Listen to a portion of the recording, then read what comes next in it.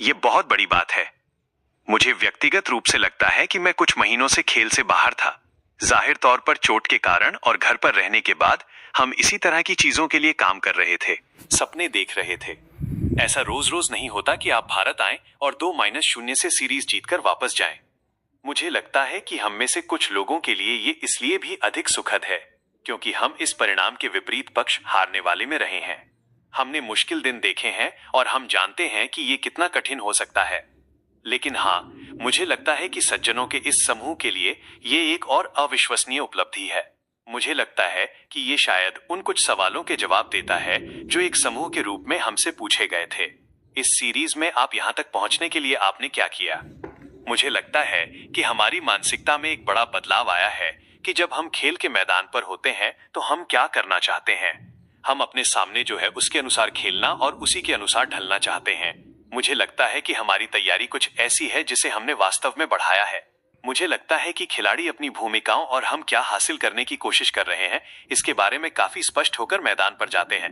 मुझे लगता है कि एक इकाई के दृष्टिकोण से जो शायद सबसे बड़ी बात है वो है खिलाड़ियों का योगदान देने की इच्छा। एक दूसरे में यह दृढ़ विश्वास है कि कोई भी खिलाड़ी अपने दिन टीम के लिए प्रदर्शन कर सकता है। यहाँ तक कि बेंच से आने वाले खिलाड़ी भी, मुथुसामी जैसे खिलाड़ी, वे आते हैं और मैच जिताने वाला प्रदर्शन करने के लिए तैयार रहते हैं। मुझे लगता है कि एक टीम के रूप में हम एक अच्छी स्थिति में हैं। मुझे लगता है कि जिस तरह से हमने प्रदर्शन किया है वो निश्चित रूप से हमारे आत्मविश्वास को और बढ़ाएगा। समूह में पारदर्शिता और संचार, मुझे लगता है कि ये किसी भी टीम में एक बड़ी बात है। मेरा मानना है कि किसी संगठन में भी हर कोई जानना चाहता है कि वे कहाँ खड़े हैं। हर कोई जानना चाहता है कि उनसे क्या उम्मीद की जाती है। मुझे लगता है कि दूसरी बात यह भी है कि खिलाड़ी टीम के लिए वो मुख्य व्यक्ति बनना चाहते हैं। एक कप्तान के रूप में कभी कभी गेंदबाज के हाथ से गेंद लेना बहुत मुश्किल होता है। हर कोई गेंदबाजी जारी रखना चाहता है। आप इसे बल्लेबाजी में भी देखते हैं। हर कोई योगदान दे रहा है। हमारे पास ऐसे खिलाड़ी नहीं हैं जो जाकर 150 या बड़े स्कोर बनाते हैं, लेकिन हमारे पास 4 या 5 अलग अलग खिलाड़ी होंगे जो 60 और 70 रन बना रहे हैं। मैं टीम के बारे में हमेशा के लिए बात कर सकता हूं, लेकिन मुझे लगता है कि टीम एक अच्छी जगह पर है। स्पिन आक्रमण पर साइमन के पास 2015 में पिछली बार भारत में खेलने का अनुभव है। एक स्पिनर और एक खिलाड़ी के रूप में उनके पास अनुभव का भंडार है। वो केशव का अच्छा पूरक है।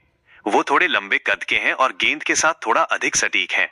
मुझे लगता है कि मेरे लिए जिस बात की मैं सराहना करता हूं वो है दोनों के बीच प्रतिस्पर्धा। वे दो खिलाड़ी हैं जिनके हाथों से गेंद लेना मुश्किल हो जाता है। और देखिए साइमन, वो इस सीरीज में हमारे लिए मुख्य खिलाड़ी थे। हमें केशव महाराज को वो खिलाड़ी देखने की आदत है। तो हाँ, मुझे लगता है कि हम गेंदबाजी के नजरिए से एक अच्छी स्थिति में हैं। और मुझे लगता है कि साइमन जैसा खिलाड़ी और केश भी अपने दिनों में उनका आगे आकर प्रदर्शन करना, जबकि हमने केजी कगिसो रबाडा जैसे एक बड़े खिलाड़ी को खो दिया था।